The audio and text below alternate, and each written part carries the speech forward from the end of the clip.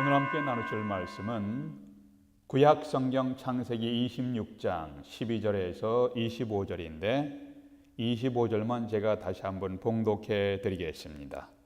이삭이 그곳에 제단을 쌓고 여호와의 이름을 부르며 거기 장막을 쳤더니 이삭의 종들이 거기서도 우물을 팠더라. 오늘 설교 제목은 평범한 삶 속의 특별한 은혜입니다. 한 이민자 가정을 소개하겠습니다. 이 가정은 편안하게 살 수 있는 고향을 떠나서 먼 외국으로 이민을 떠났습니다.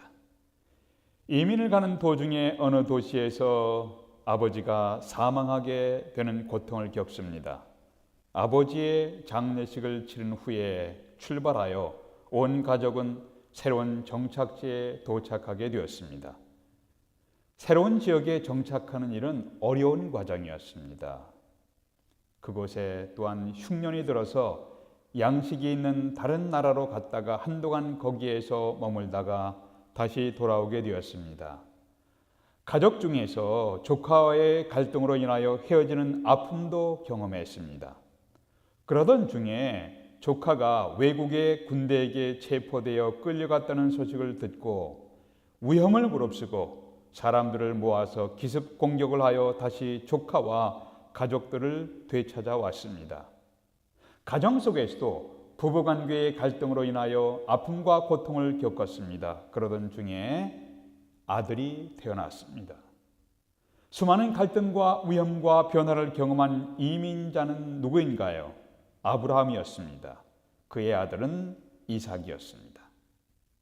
아버지 아브라함은 많은 업적을 남기고 굴곡진 인생을 살았지만 아들 이삭은 평범한 보통 사람의 인생을 살았습니다.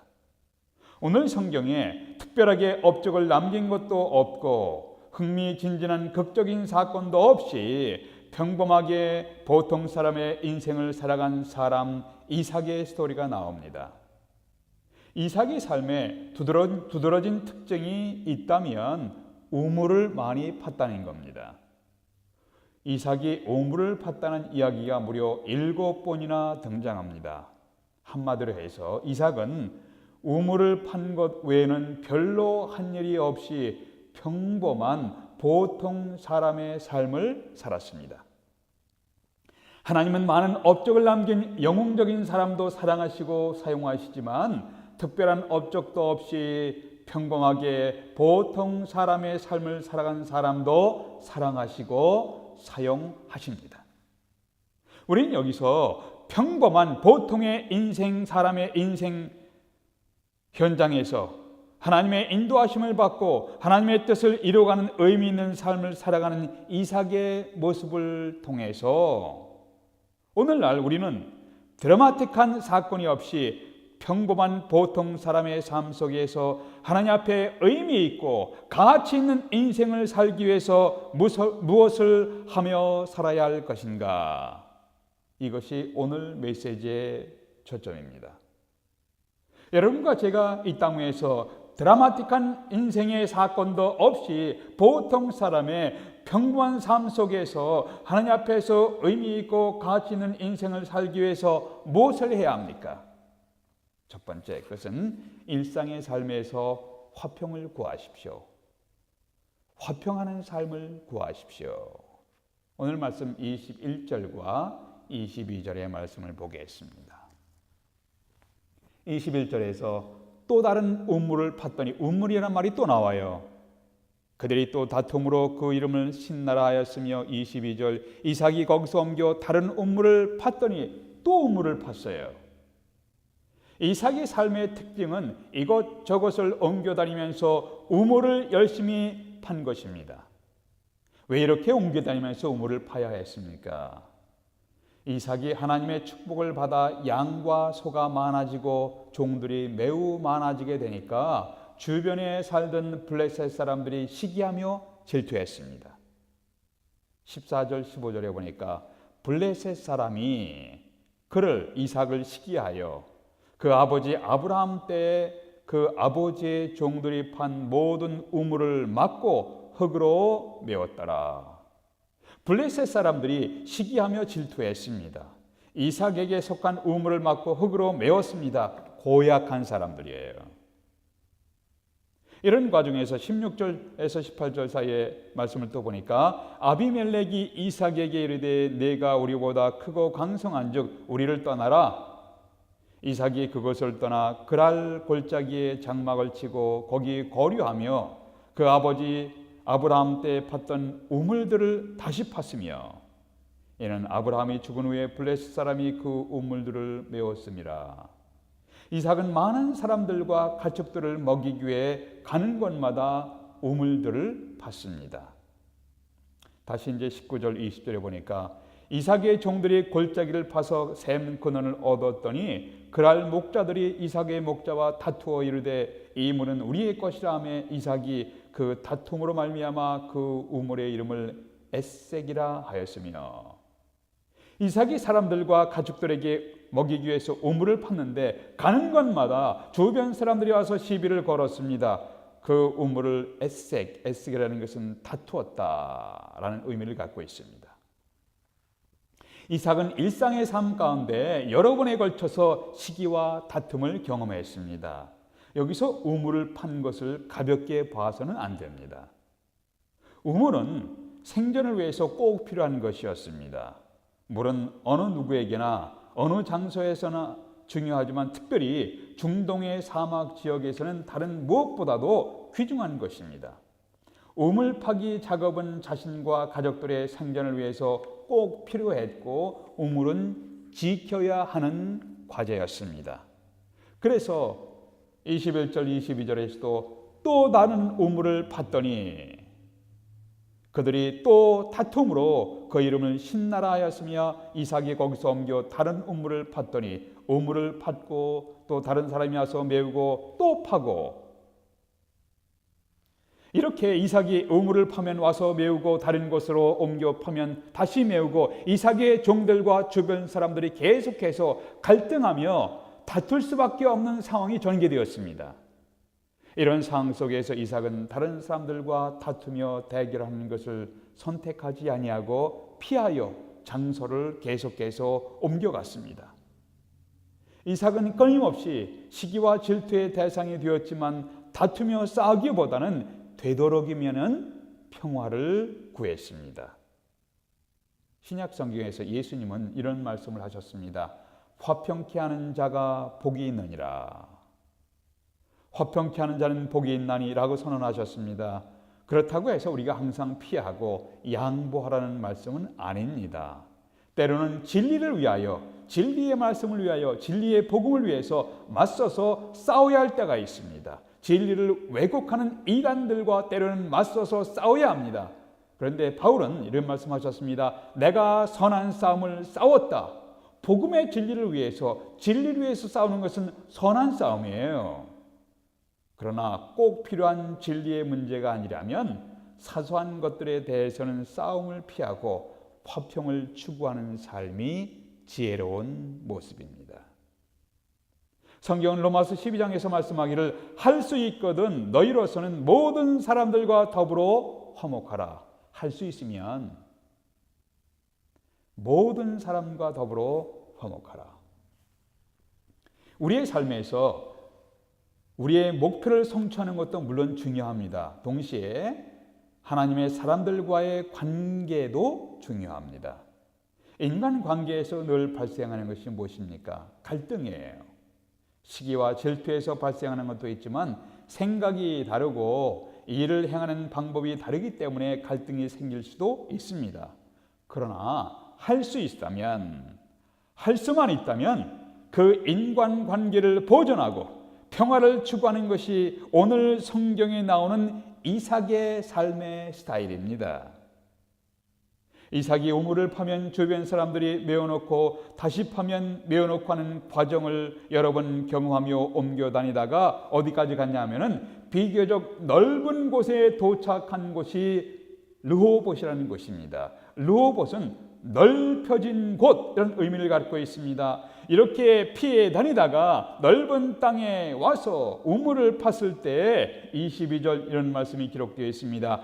여호와께서 우리를 위하여 넓게 하셨으니 이 땅에서 우리가 번성하리로다. 여기저기 옮겨 다니고 또 피해 다니고 싸움을 또 피해 다니고 하다가 보니까 여호와께서 우리를 위하여 넓게 하셨으니 이 땅에서 우리가 번성하리로다 라고 고백했습니다. 이삭은 다툼과 시기를 계속해서 경험하면서 또 다른 장소를 옮겨 다니면서 하나님의 인도하심과 하나님의 축복을 기다리며 살다가 마침내 하나님의 풍성한 축복을 누리는 주인공이 됐습니다. 이삭이 여러 번에 걸쳐서 오물을 빼앗기고 다시 파면서 원망이나 불평하기보다는 또다시 새로운 장소를 찾아서 하나님의 인도하심을 구하며 옮겨갈 수 있었던 비결이 무엇입니까? 그것은 옮길 적마다 다시 빼앗기고 또 다시 파고 하면서 원망이나 불평하지 않고 하나님의 인도하심을 구할 수 있었던 비결이 무엇입니까? 그것은 하나님께 대한 이삭이 갖고 있는 믿음 때문이었습니다. 이삭은 하나님께 대한 약속의 말씀에 대한 믿음이 있었기 때문에 이렇게 인내하며 옮겨 다니는 것이 가능했습니다.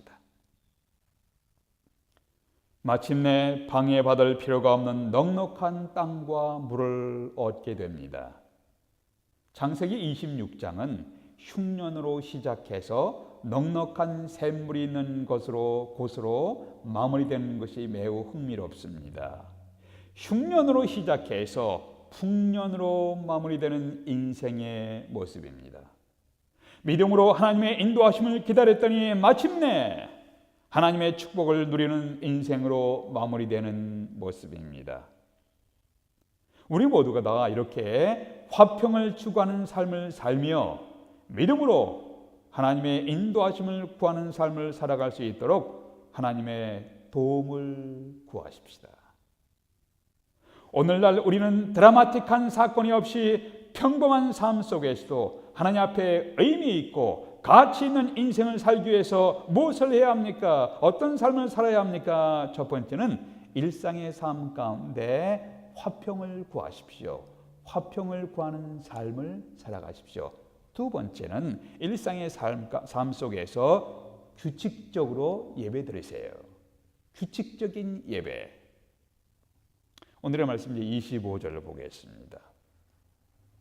25절을 보니까 이삭이 그곳에 제단을 쌓고 여호와의 이름을 부르며 거기 장막을 쳤더니 이삭의 종들이 거기서도 우물을 받더라. 이삭이 여기서 주목할 것은 이삭이 그곳에 제단을 쌓았습니다. 그리고 여호와의 이름을 불렀다는 말씀이 나옵니다. 이것은 하나님께 예배드렸다는 의미예요. 성경에서 가는 곳마다 제단을 쌓았다고 말씀한 사람이 누구냐 하면 아브라함이었습니다. 창세기 12장에서 아브라함의 삶을 추적해 보면 아브라함은 이동하여 가는 곳마다 제단을 쌓았습니다. 아브라함의 아들이 이삭입니다. 이삭은 우물로 인하여 시기와 질투를 받고 여러 번 갈등이 끝나고 난 후에 감사의 제단을 쌓았습니다. 신앙의 아버지의 좋은 영향이 아들 이삭의 삶 속에 남아 있었던 것이었습니다. 이 땅에서 아무런 허물과 흠이 없는 완전한 부모가 되는 것은 불가능합니다. 그렇게 노력하지도 마십시오. 완벽한 것은 불가능해요. 아무런 허물과 흠이 없는 완전한 부모가 되는 것은 불가능합니다. 그러나 때로는 실패하고 때로는 좌절하는데도 불구하고 규칙적으로 기도하고 규칙적으로 하나님께 예배드리는 신실한 부모가 되는 것은 가능합니다. 우리의 자녀들이 일시적으로 반항하고 방황할 수도 있지만 규칙적으로 기도하고 예배드리는 부모님의 신실한 신앙을 생각하면 언젠가는 돌아오고 신앙을 회복할 날이 오게 될 것입니다. 자식들에게 부모의 영향은 평생토록 사라지지 않을 것입니다. 우리 부모님들이 행했던 신앙의 모습 우리에게 여전히 남아 있습니다. 자녀들에게는 부모의 영향은 평생도록 남아 있습니다. 사라지지 않습니다. 신앙의 좋은 열매로 나타날 수 있도록 기도하는 것이 부모님들의 해야 할 일입니다. 아버지 아브라함처럼 이삭도 제단을 쌓고 하나님께 감사의 예배를 드릴 줄 알게 되었습니다. 이삭은 평범한 보통 사람의 인생을 살았지만 성실하게 살았습니다. 믿음으로 살았습니다. 그리고 마침내 믿음의 길에서 하나님의 풍성한 축복을 누릴 수 있게 되었습니다. 이삭은 평범한 우물파기 속에서도 하나님의 특별한 인도하심과 축복을 경험했습니다. 오늘날 우리들이 우물파기 같이 평범한 일을 하다가 시기와 질투를 받고 이웃들과 다투며 어려움을 당하더라도 믿음의 길에서 기다리며 인내하며 걸어가십시오. 다람쥐 쳇바퀴 돌듯 반복되는 일상의 삶에 지겨워하면서 불평하기보다는 원망하기보다는 장미꽃 한 송이를 바라보면서 하나님의 솜씨를 찾아보세요. 계절의 변화와 아름다운 노래 속에서 하나님의 은혜를 생각해 보십시오. 맛있는 음식을 먹으며 일상의 대화 속에서 하나님의 인도하심을 찾아보십시오. 여러분은 평범한 보통 사람의 삶 속에서 나타난 하나님의 특별한 은혜를 바라보며 살아가고 계신 사람이십니까? 우리의 눈을 열어 하나님의 활동하심을 볼 수 있다면 우리의 인생은 하나님의 특별한 은혜를 경험하면서 기쁨을 누리게 될 것입니다. 하나님, 우리의 평범한 일상생활에서 하나님의 은혜를 구하며 주의 인도하심을 구하며 주님과 동행하는 삶을 살게 해 주시옵소서. 주 예수님의 이름으로 기도하옵나이다.